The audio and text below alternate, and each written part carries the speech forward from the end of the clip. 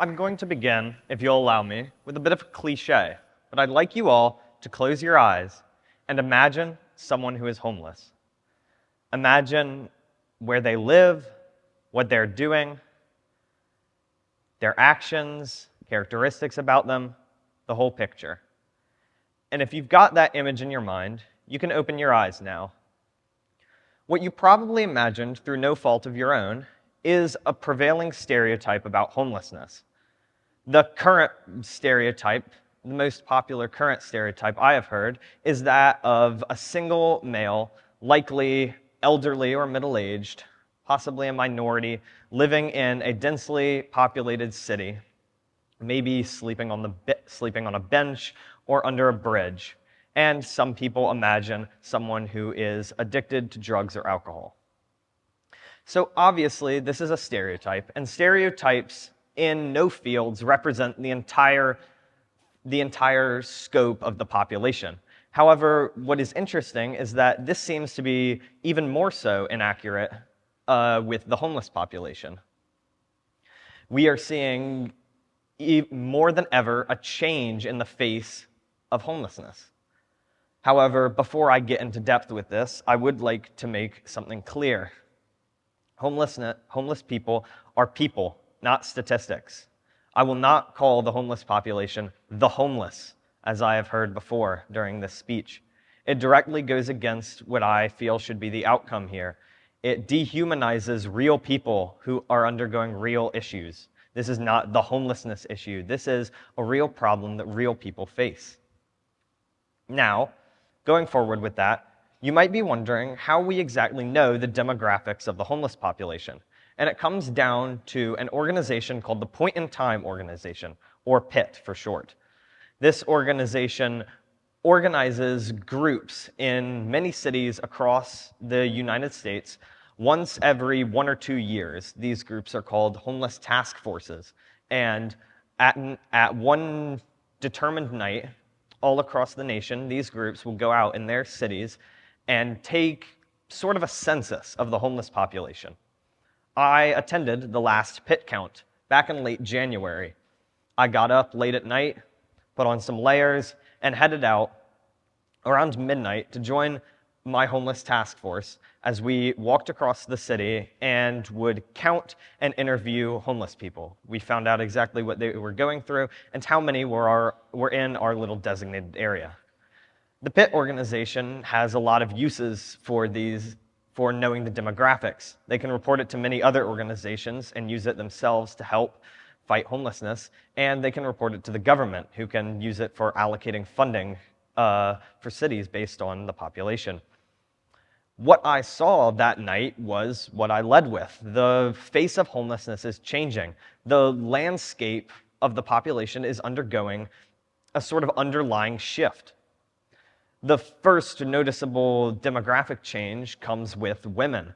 As seen in the stereotype, historically, the homeless population has been pretty dominated by men. However, in recent times, we are seeing more and more women become and face the risk of homelessness.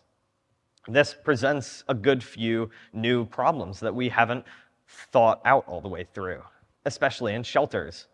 The local shelter run by Salvation Army, it recently had, for the first month ever, more women be housed at the shelter than men. And this raises some new problems, as stated. The biggest of which probably being, should we separate genders in shelters? And this is a big question to ask, and it comes with its own baggage.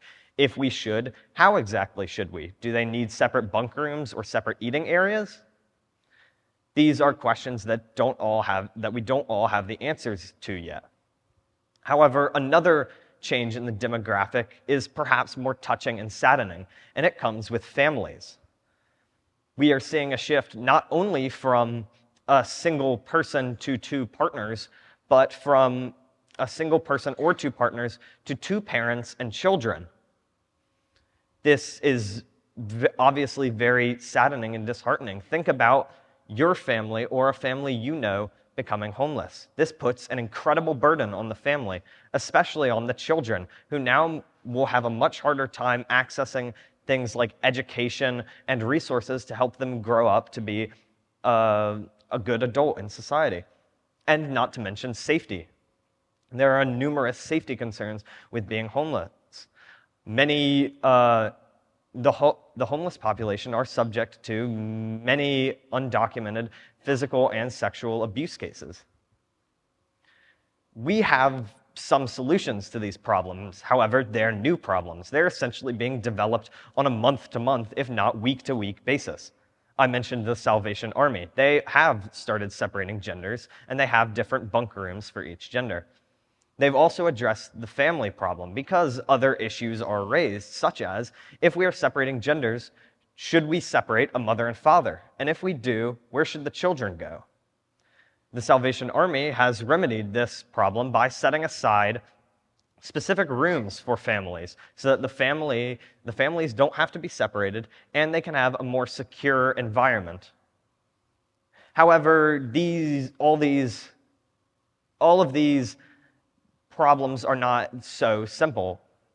Even these smaller problems, such as should we separate families? These family rooms are a great step. However, I've been to the shelter and I've seen them. One family room will fit, on average, between 4 to 5 people. However, they are probably smaller than half of this stage, maybe even a third of this stage. Additionally, when we look at the bigger scope, the problem with people experiencing homelessness in general, the solutions get even more complex. The main cause of this is because homelessness on its face is not a single confined problem. It's really a problem that is interconnected with a whole branch and web of other problems. The most notable of these causes that lead to homelessness are mental health issues, poverty, domestic violence, and drug and alcohol abuse. All of these problems need their own solutions before we can work on tackling homelessness itself. For poverty, we need better programs and more funding. For domestic violence, we need shelter and safe access to resources for victims. For drug abuse, we need rehab and treatment. And for mental health issues, we need medical care and therapy. That last example is especially pertinent to us here in Augusta, as locally, Augusta has in the past been limiting access to mental health care facilities around the city. These are all hard-hitting problems, but I can still understand if it's a little hard to really visualize homelessness as an issue important to yourselves. I can say myself that there's a big difference between seeing statistics and stock images of homeless people on the news and seeing people in real life. And a lot of this is because we just don't really think of this issue as one that is close to us. It's far away. We think that there aren't really homeless people near to us. However, this is untrue. Firstly, there are about more than 1,000 homeless people in the city of Augusta alone. Already, this population is close to us, literally, geographically. They are a part of our community. Additionally, it is a lot easier than most people think to actually become homeless. You might have, on the news or in an article, seen the quotation, people living paycheck to paycheck. This is a real fact. Some people, more people than most think, are actually one missed paycheck away from poverty. The Federal Reserve conducted a study back in 2017 where they found that over 40% of all Americans could not cover a $400 emergency without going into poverty. Several years later, in 2020, we saw this in action. The COVID-19 pandemic hit our nation like a truck, and suddenly, millions of Americans were forced to dig into savings and backhand cash to pay for medical emergencies and other issues heightened by the pandemic. After a time, this money is depleted, and people will be forced to choose whether they want to continue paying for their house, their shelter, or to continue paying for food and water, things literally keeping them alive. I don't blame many people who pick the latter. Hearing all of this, it's easy to become disheartened. These are a lot of big issues, and as I literally outlined, there are no simple solutions. However, I don't want you to feel like nothing can be done. If you leave my TED Talk today and the only change is that you feel depressed, well, I think I've done a pretty bad job then. We need to continue to have faith because this is not an impossible problem to solve, and people like us can do something. We can all do things. You guys can do things. The Salvation Army and other organizations always need more volunteers. On a small scale, you can go volunteer. Work in a shelter, work with the Red Cross, work at the food bank.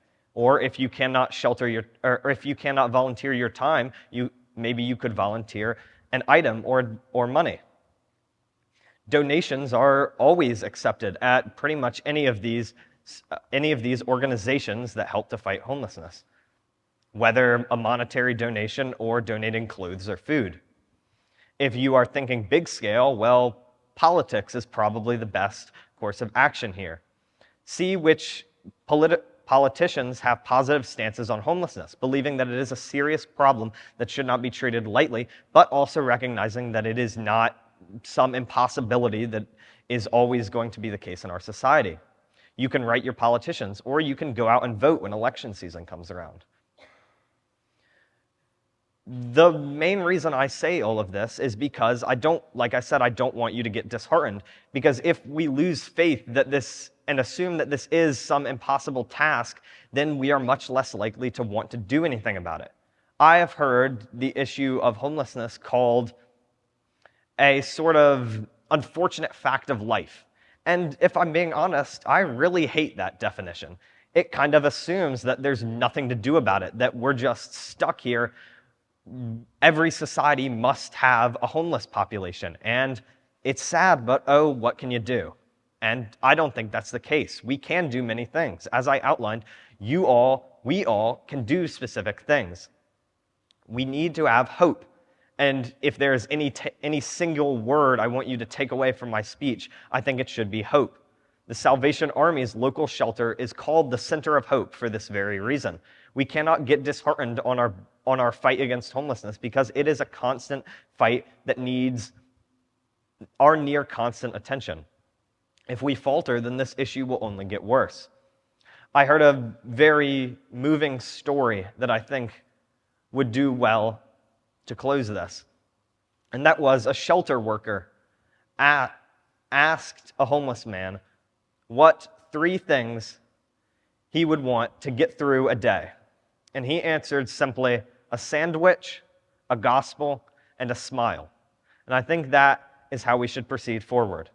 We need to keep hope, hold out hope, and we need to share it with our fellow community members, whether housed or unhoused, because this is a serious issue, but it can be beaten.